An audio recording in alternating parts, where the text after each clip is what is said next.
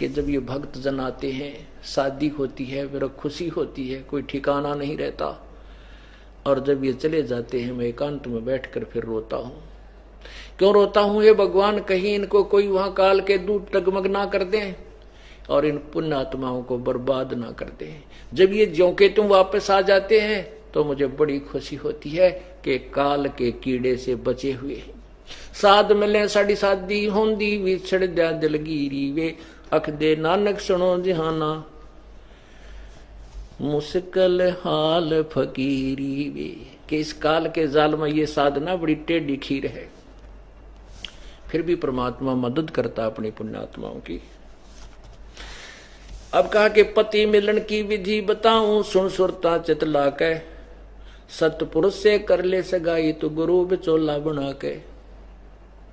सत्संग बान बैठिए लाडो दान की मेहंदी लाके, पांचों गहने पैर सुहागण सतनाम की बिंदी लाके। और प्रेम की लाली लाके अपना क्यों ना पति रिझावे है। अब इसके अंदर सब वो गहने बताए गए हैं कि जैसे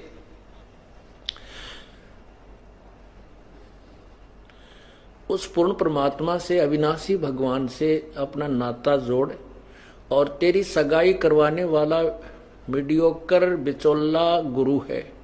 आत्मा से परमात्मा का संयोग, परमात्मा से आत्मा का संबंध कराने वाला गुरु जी होते हैं, और उस सतगुरु से बिचौला बना के आप उसकी परमात्मा से सगाई करा ले।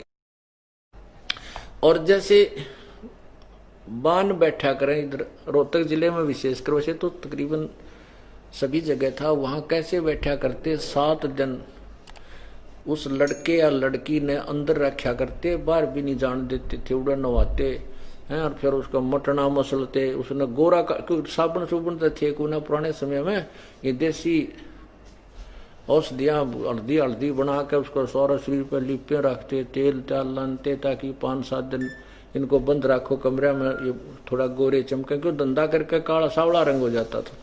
तो यहाँ कहते हैं इस अपने रूप को निखारने के लिए, उसके लिए क्या करे कि सत्संग बान बैठिए लाडो दान की मेहंदी लाके। इस सत्संग रूपी, सत्संग सुनने से आपका वो तेल सा चढ़ेगा, अर्थात आपका रूप निखरेगा, रोजाना नई नई उमंग होंगी, परमात्मा के ज्ञान से आपके अंतःकरण में अंधेरा हटेगा, और चांदना सा आपका निखार आत्मा में आता जाएगा। और हाथों पर ये लाल पीले हाथ करने से कोई लाभ नहीं होगा, मेहंदी लगाने से, दान रूपी मेहंदी, अर्थात दान करे इन हाथों से, ये तेरी वास्तविक मेहंदी है। शील संतोष विवेक अक्षमा, ये 500 गहने पैर सुहागण, फिर सतनाम की बिंदी लाके। अब बहन बेटियां बिंदी लगाती हैं कि सुंदर लगती हैं, तो परमात्मा कहते हैं अगर सतनाम की बिंदी तेरे पास है तो परमात्मा ने अच्छी लगेगी, नहीं तो यूजलेस काल के जाल में रह जाएगी। और प्रेम की लाली ला के अपना क्यों ना पति रिझावे है। अब क्या बताया है कि जैसे सूरज के आगे बदरा ऐसे कर्म छयारे, प्रेम की पवन करे चितमंजन झलके तेज नयारे। आत्मा और परमात्मा के बीच में ऐसे कर्म रूपी बादल छाए हैं, जैसे सूर्य के बीच में बादल आ जाते हैं तो वो प्रकाश दिखाई नहीं देता, वो सूर्य दिखाई नहीं देता। उसको हटाने की क्या तरीका है कि तेज हवा चलती है, बादलों को साफ कर देती है, और फिर सूर्य ज्यों का तो चमकता हुआ दृष्टिगोचर होता है। ऐसे हमारी आत्मा और परमात्मा के बीच में बादल, कर्मों के, पाप कर्मों के बादल छा गए हैं। वो कैसे हटेंगे? जैसे सूरज के आगे बदरा ऐसे कर्म छयारे, प्रेम की पवन करे चितमंजन झलके तेज नयारे। अब परमात्मा प्रेम से मिलेगा। जब आपका इतना प्रेम उसमें हो जाएगा कि आप को कोई दूसरी वस्तु नजर नहीं आएगी। जैसे हम काल से प्रेम करके और अपने सर्व सुखदायी भगवान को भी त्याग दिया, हम डटे नहीं डटे, इतनी प्रबल चाह बन गई उसकी, इतनी ही प्रबल इच्छा आपकी उस परमात्मा में प्यार बनेगा, तब वो आप वहां जा सकते। फिर यहाँ नहीं पीछे मुड़कर देख सकता, जिसका प्रेम जिससे हो जाता है वो सब संपत्ति सब घर त्याग करके उसके साथ हो लेता है। तो ऐसे ही हमारा प्रेम उस परमात्मा में जब बनेगा तभी हम वहां चलेंगे। वो प्रेम कब बनेगा? इन साधनों से बनेगा जो आपको बताए जा रहे हैं, नाम के, दान के, सिमरन के, सत्संग सुनने के, ये सभी ये प्रेम उपजाने के साधन है। अंत में आप में इतना प्यार, इतनी उमंग उमड़कान लग जाएगी, आपका रोम रोम करनाने लग जाएगा, आंखों में जरा सी बात पर उस परमेश्वर की चर्चा चलते ही आंसू बहने लग जाएंगे।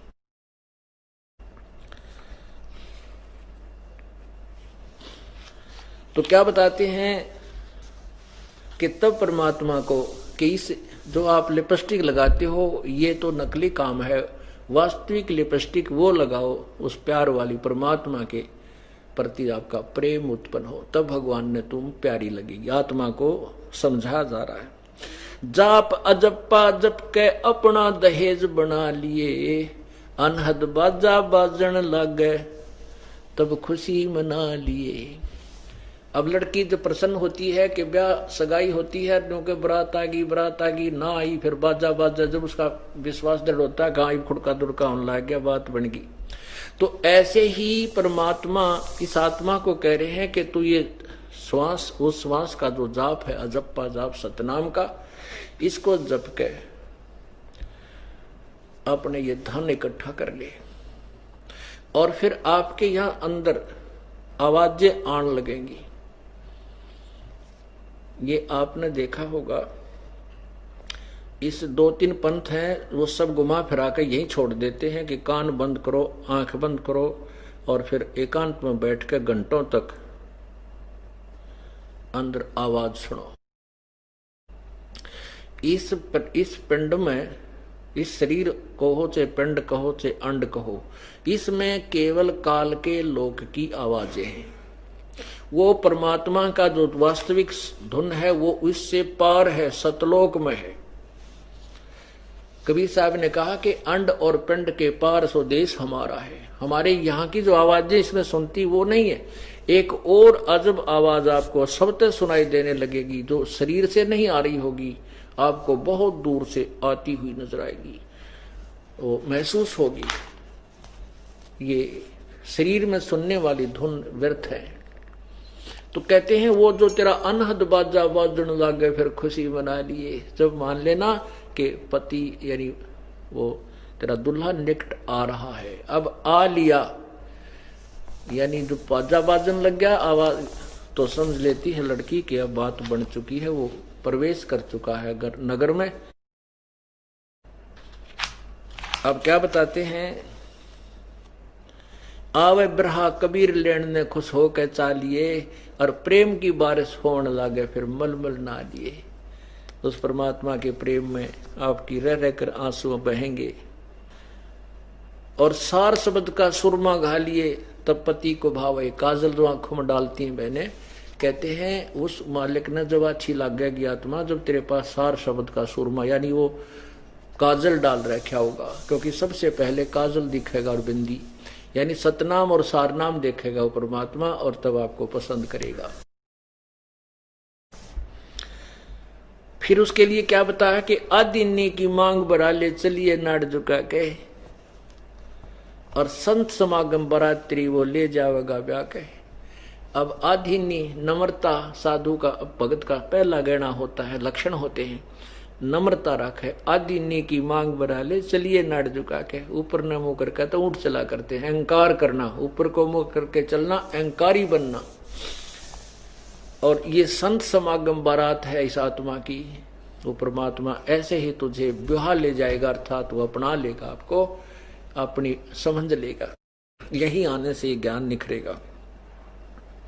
सुरत नृत्य की डोली तेरी बैठ शिखर में जाके, ये सुरत और नृत्य एक दिव्य दृष्टि बनेगी आपकी, और फिर दिव्य दृष्टि बनते ही ये सब सुरत और नृत्य उस दिव्य दृष्टि के साथ होकर के ऊपर जाएगी।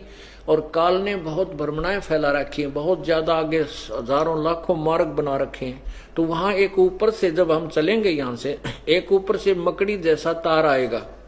मकड़ी का जो तार आपने देखा हो, ऐसा ऊपर से एक तार आपके समक्ष आ खड़ा होगा और फिर आपके साथ साथ वो परमात्मा आगे आगे होगा। और उस मकर तार के साथ आपने बहुत ही स्पीड से ऐसे उस मकर तार के साथ साथ, यानी फिर मार्ग भ्रष्ट नहीं होने देगा, वो आपको साथ ले जाएगा। क्या लिखा है? मकर तार का खेल कांगना अल्लल ध्यान दचा के,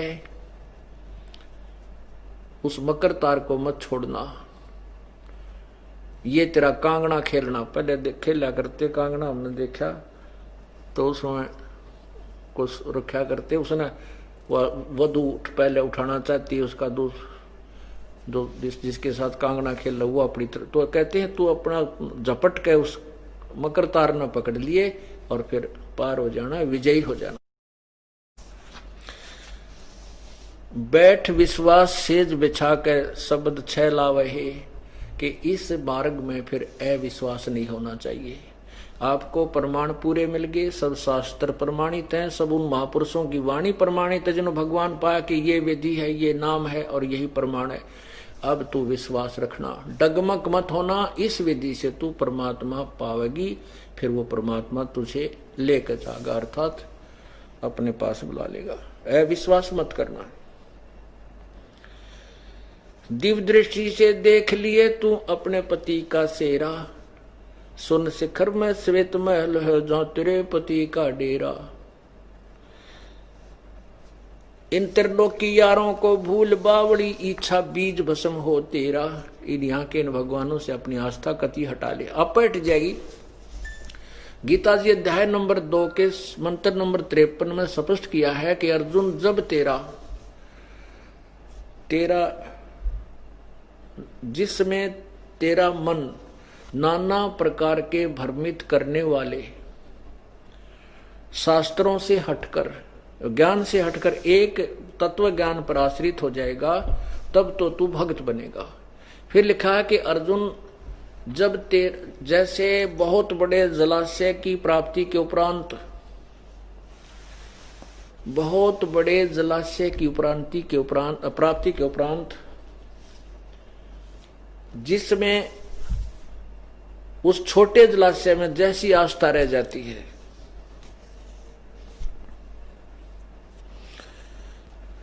ऐसे ही जिस समय तुझे पूर्ण परमात्मा का ज्ञान समझ में आ जाएगा,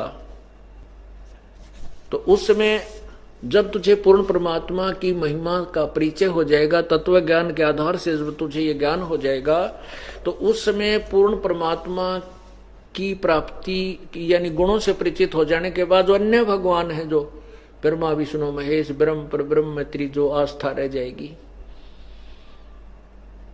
उतनी ही आस्था रह जाएगी। जैसे एक छोटा सा तालाब है और पहले तालाबों पर ही जीवन निर्वाह होता था, उसी में तब पिया करते, उसी में पशुओं को पिलाते थे, उसी से सिंचाई थोड़ी बहुत कर लेते थे।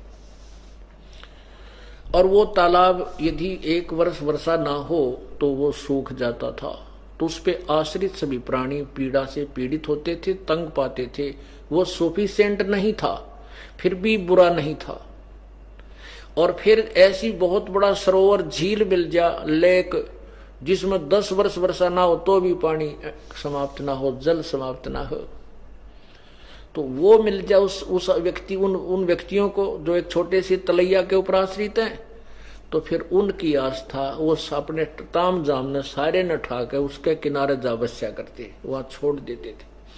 वो तालाब बुरा नहीं लगता उनको, क्योंकि उसमें भी जल था, लेकिन उसके तुलना में उसकी अक्षमता बहुत नाम मात्र थी। वो आप भी अस्थायी था, वो भी पूर्ण रूप से निर्भर नहीं था, और उसके ऊपर आश्रित होने वाले भी आपत्ति में ही रहते थे। तो अब ब्रह्मा विष्णु महेश तो काम चलाऊ सरकार थी, ब्रह्म पर ब्रह्म, हमारा पूर्ण मोक्ष नहीं हो सकता था। अब हमें पूर्ण परमात्मा मिल गया, उसके गुणों से परिचित हो गए, तो फिर हमें ये ब्रह्मा विष्णु महेश ब्रह्म पर ब्रह्म बुरे नहीं लगते, लेकिन इनकी अक्षमता का पता लग गया। तो यहां क्या बताया है, दिव्य दृष्टि से देख लिए तू अपने पति का सेरा, और इन त्रिलोक की यारों को भूल बावड़ी, इच्छा बीज भस्म हो तेरा।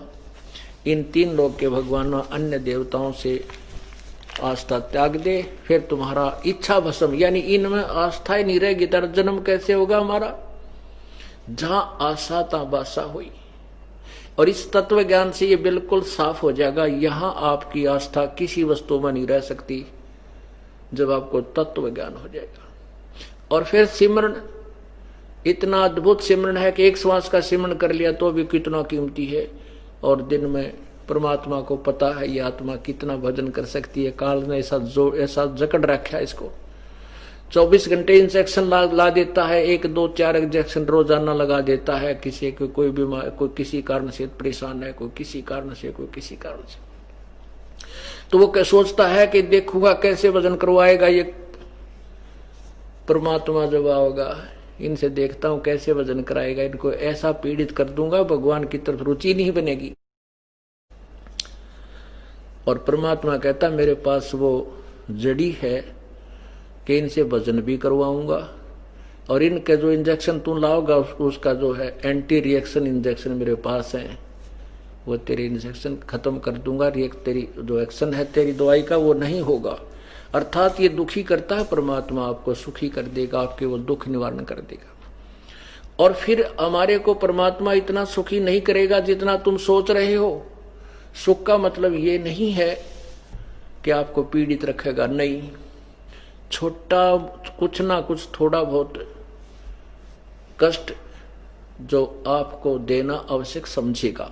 तो आप ये ना समझना कि मुझे कोई आराम नहीं हो रहा, शरीर में कुछ ना कुछ ठूंठा हो ही रहती है, नाम भी दे रखा है, ये आवश्यक ही होगा, इसलिए परमात्मा कर रहा है। जब आप पूर्ण रूप से सुखी हो जाओगे, ये गारंटीड बात है, नाम ले लो तो कति नहीं लोगे। तो परमात्मा कहते उस सुख के माथे सिला पड़ा जिससे नाम हृदय जा, और बलिहारी उस दुख के जो पल पल नाम रटावे। परमात्मा ऐसा सुख भी ना दिए जिससे तेरा नाम भूल पड़ जा, और बलिहारी उस दुख के जो तेरी याद बनाए रखे। तो पुण्यात्माओं, परमात्मा आपको वो सुख दे सकता है, लेकिन सुखी होते ही काल आपको उसी समय बलो लेगा, बहका लेगा, ये मन तो उसी समय दूर भाग जाएगा। तो इसलिए परमात्मा आपके सर्व संकटों का निवारण करेगा और आपके साथ पल पल में रहेगा। एक एक श्वास, आपका एक कदम भी परमात्मा के संरक्षण से बाहर नहीं होगा जब आप सच्चे मन से परमात्मा की शरण ग्रहण कर लोगे। और फिर अगर परमात्मा साथ ना हो तो काल जो है ना कति कंडम कर दिया हमने। इसलिए भगवान जब आप इसकी शरण में आ जाते हो तो परमात्मा आपके विशेष संग हो जाता है। उसको पता है ये काल अवश्य इसको कोई ऐसा झटका देगा जिससे इसकी दिल ना टूट जाए। यदि हम सच्चे दिल से पतिव्रता पद पर रह करके इसकी साधना करेंगे फिर ये आपको बहुत सुख देगा। कहते हैं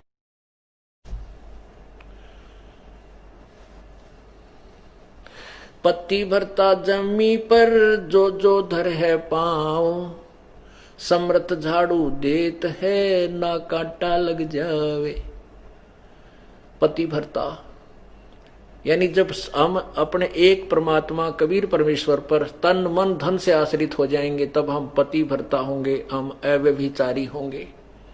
और फिर उस पतिव्रता पत्नी की यानी उस पतिव्रता आत्मा का परमात्मा कितना साथ देता है। उसके जीवन रूपी मार्ग में जितने भी पाप रूपी कांटे होते हैं उनको बुहारता चलता है।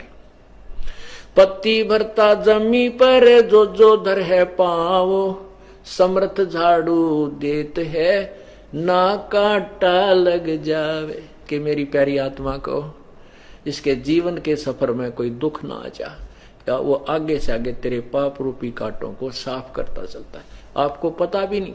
आप तो एक आधी दुर्घटना ऐसी हो जाती है कि नो बिल्कुल पिन पॉइंट पर आपको बचाता, फिर आप धड़धड़ी सी बुंदा, ओह आज भगवान की शरण में ना होता तो नाश हो गया था। और उससे पहले आपको पता भी नहीं कितनी रक्षा आपकी कर दी उस परम पिता ने। एक आधा झटका तो इसलिए दे है तेरी आंख खुल जाए कि मैं ही तुझे तेरी रक्षा कर रहा हूं और सब कुछ मैं ही कर रहा हूं, ताकि इस भगवान में आपका और दृढ़ विश्वास बने। नहीं तो आपके ऊपर इतना भी कष्ट ना दे परमात्मा। वो आवश्यक होगा तभी देता है। ये कहते हैं राज्य क्रम ताराम की रजा दरे जो शीस, और दास गरीब दरस प्रस्तिस बैठे जगदीश।